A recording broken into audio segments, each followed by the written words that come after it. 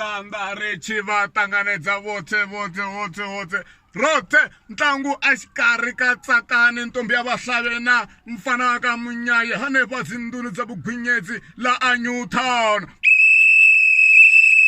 N'wati Mpepe aku a yi sukini langute hi mahlongati wata mfana ka Munyayi a lo dloyisutene ntumbuluku a cinisa xigiya xa yena ku Tsakani tanalani Tsakani va khora mina ntombi ya ka Maphale a ni ndli swo rhangani ganama a rhanga Tsakani ku henhla ka mfana ka Munyayi wa kalakala mfana ka Munyayi hi va lava n'wana mani malayithi yo ntlha kwala henhla na yi vona mandela bridge yi va langutini wata Tsakani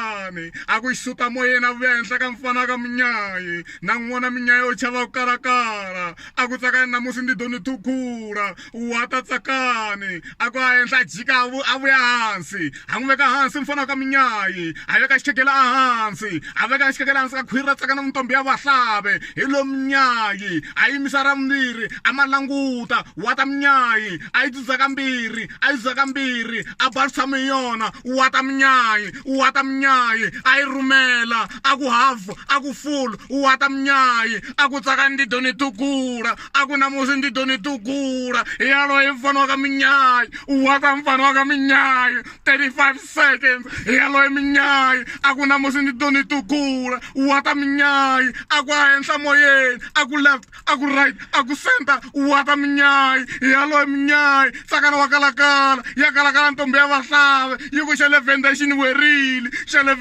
werile wata Munyayi aku ndiko churura Tsakani ndiko churura wata Munyayi wa churura ndi n'wana wa mfumakadzi a churura ku mfumakadzi msaka Munyayi n'wana mati ntambu wa studio.